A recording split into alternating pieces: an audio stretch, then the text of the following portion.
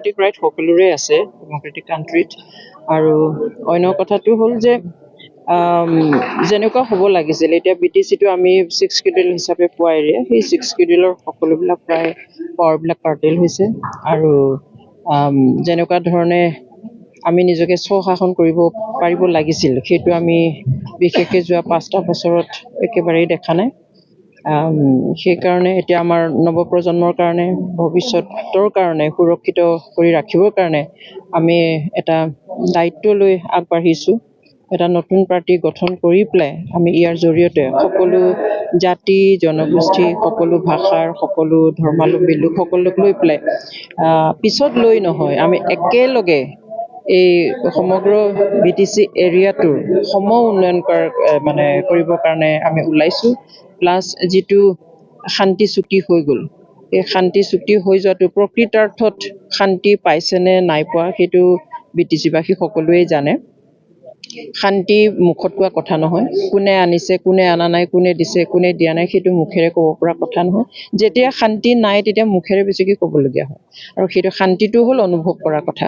এতিয়া গোটেই BTCবাসীত কিমানে অনুভৱ কৰিছে, আৰু যদি অনুভৱ কৰাহেঁতেন আমি এই পাৰ্টিটো গঠন কৰাৰ লগে লগে মানুহ জাউৰিয়ে যোগাযোগ কৰিছে, ওলাইছে, আহিছে। তাৰমানে আমি গম পাইছোঁ যে এইটো অল্টাৰনেটিভ এটা সকলোৱে বাট চাই আছিল। অৱশ্যে 2টা ৰাজনৈতিক দল আমাৰ অলৰেডি আছেই, তেওঁলোকৰ বিৰুদ্ধে আমি কিবা এটা কমপ্লেইন আনি পেলাই কৰা নাই, বা তেওঁলোকৰ লগত লাগিবলৈ নহয়, এইটো আমাৰ এটা অধিকাৰ আছে। আৰু অলপ ভালকৈ কাম কৰিবৰ কাৰণে, নোপোৱাখিনি ভালকৈ কাম কৰিবৰ কাৰণে। কৰ্মতৰ চৰকাৰ UPPL 5 বছৰত সফল নহ'ল নেকি? সেইটোতো মই কোৱা কথা নহয়, ৰাইজেই দেখি আছে।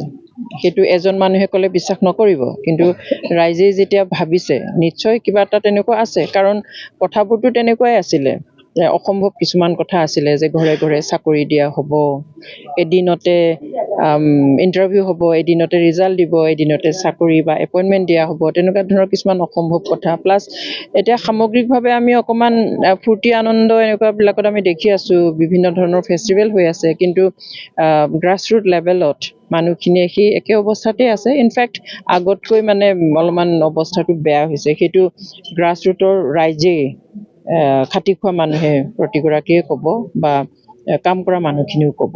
দেখা গৈছে যে আপোনালোকে দল গঠন কৰাৰ পিছতেই BPF আৰু UPPL কিন্তু আপোনালোকক কোনো প্ৰভাৱ নকৰে বুলি সমালোচনা কৰিছে, এইটো কি ক'ব? না, সেইটোতো ক'বই। সেইটো আৰু তেওঁলোকে পুৰণা পাৰ্টি, নতুন আহিল আমাৰ বেয়া হ'ব, সেইটো ক'ব নেকি? আৰু সেইটোতো প্ৰভাৱ নপৰিব বুলি প্ৰতিটো ৰাজনৈতিক দলেই ক'ব, সেইটো একো ডাঙৰ কথা নহয়। যিহেতু আগন্তুক পৰিষদীয় নিৰ্বাচন, কিমানটা চিটত আপোনালোকে প্ৰতিদ্বন্দ্বিতা কৰিব? আমি এতিয়া চিটৰ কথাটো চিন্তা কৰা নাই, ডিষ্ট্ৰিক্ট পাতিবলৈ আমি আৰম্ভ কৰিছোঁ। আজি প্ৰথম ডিষ্ট্ৰিক্ট কমিটিটো গঠন কৰা হ'ল। আমাৰ কেবিনেটত আমি ডিছকাছ কৰিম, আমি শেষত কিমানটা চিটত আমি প্ৰাৰ্থী দিম, এতিয়া এইটো ফাইনেল হোৱা নাই। যোৱাকালি মুখ্যমন্ত্ৰী কৈছে যে আমি বড়ো সমাজত ভাগ হোৱাটো নিবিচাৰোঁ, আমি কথা পাতিম বুলি কৈছে আপোনাৰ লগত। প্ৰব্লেমটো অকণমান তাতেই, যে তেওঁলোকে যি বিচাৰে সেইটোকে আমি কৰিব লাগে। যে তেওঁলোকে ভাগ হ'ব বুলি ক'লে ভাগ হ'ব লাগিব, আৰু একেলগে থকা বুলি ক'লে একেলগে হ'ব লাগিব। এনেকৈ বড়োসকলৰ মাজত এটা ৰাজনৈতিক দল থকাটো বিচৰা বুলি কয়, আমিও ক'ব পাৰোঁ অসমীয়াসকলৰ মাজত এটা ৰাজনৈতিক দল থাকক, কিন্তু ডেম'ক্ৰেটিক ৰাইটছ আছে। আমি ৰেচপেক্ট কৰিছোঁ মুখ্যমন্ত্ৰী ডাঙৰীয়াই আমাৰ যি নতুনকৈ গঠিত দল, সেইটো স্বীকৃতি দিয়ে তেওঁ নিশ্চয় কৈছে যে প্ৰয়োজনত তেওঁ কথা পাতিব।